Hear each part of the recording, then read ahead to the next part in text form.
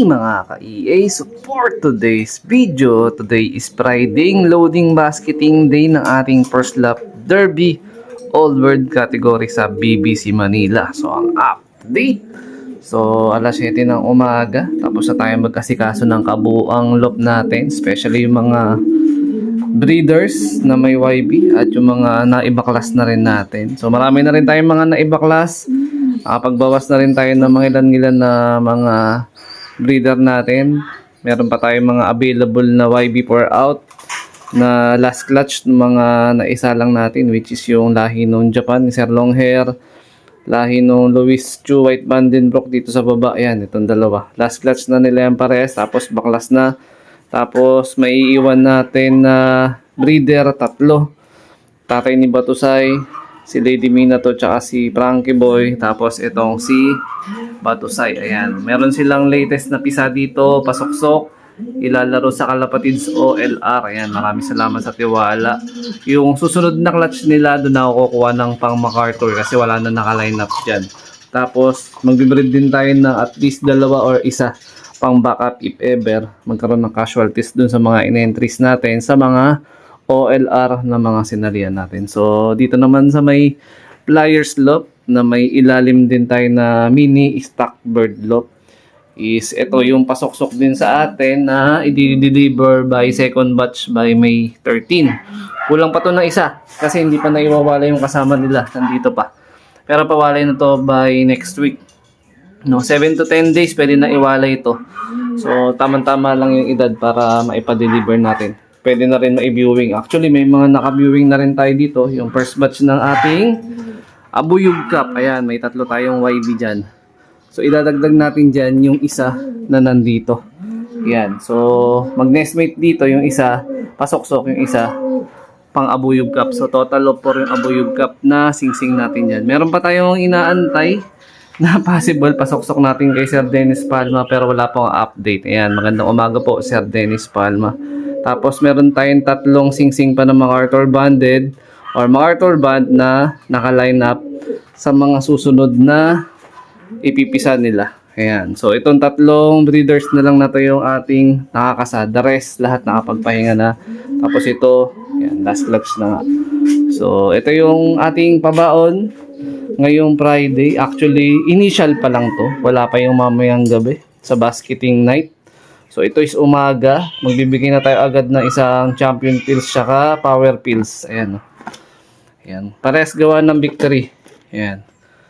Shoutout po kay Sir Manigo. So, ito, kalahating takal ng Kalapatids mix. Ayan. Ngayong umaga. Tapos mamayang hapon, possible, isang takal naman mamaya. So, magpapakain nun si nanay na. So, naka-ready yung training box natin kasi short toss pa tayo pagpunta natin ng trabaho. Pero di na ako magpapaloply ngayon. So, observe na lang muna sa mga ibon. Pero upon checking kagabi, maganda na yung mga hulmanong ibon natin.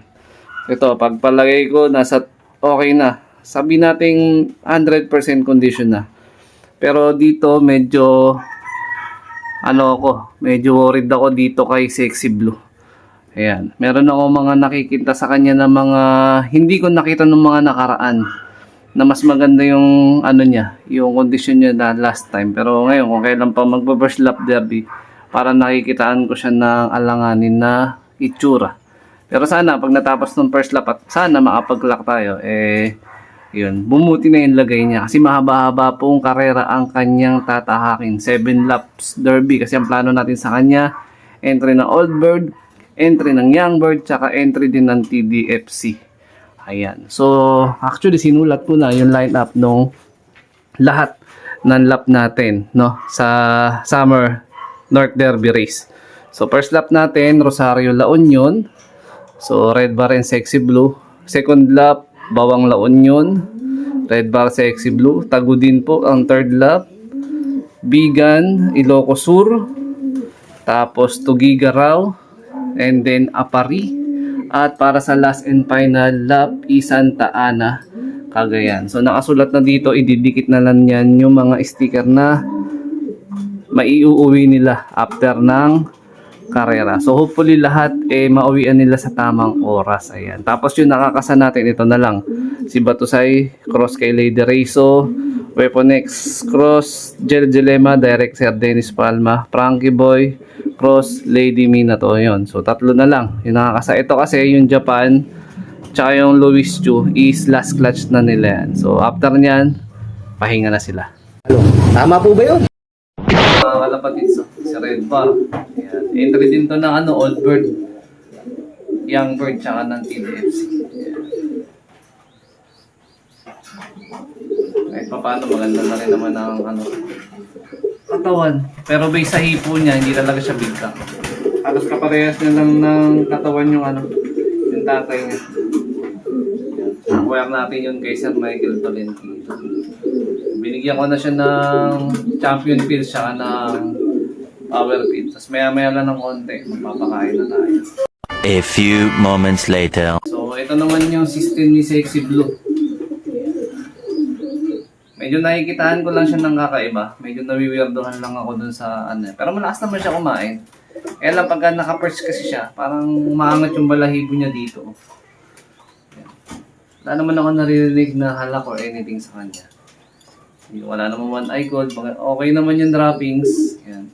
So, tingnan natin kung mag-average speed pa rin silang dalawa ng 1,000. So, last 2 weeks ng training, ang average speed nila nasa 1,000.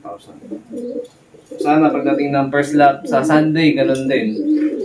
Para maaga matapos yung abangan natin. Si Sexy Blue. So, umaasa ako dito sa dalawa.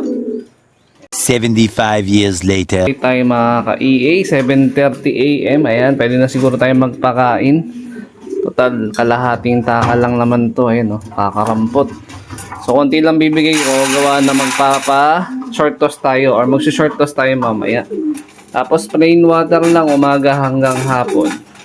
So, ayan, kagaya ng sabi ko, habang hinahawakan natin siya kanina, okay naman, magana yung kain. Yun nga lang talaga pag naka-perch, parang medyo nawiwirduhan ako kasi yung balahibo niya sa may ibabaw ng ilong, umaangat. Tapos medyo nakatukulob yung yung balikat.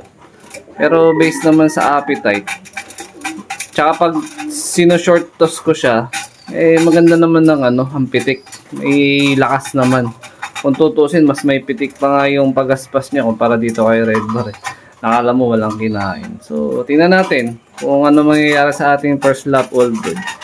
So, naka-ready na rin naman yung training box natin. Malinis na yan. Nag-disinfect na ako ng mga training box noong Merkules noong day off ko. So, ayan. Konting pakain lang kasi magtutos tayo mamaya. Hapon, babakbak sila ng kain. Isang takal nito para sa kanila mamaya.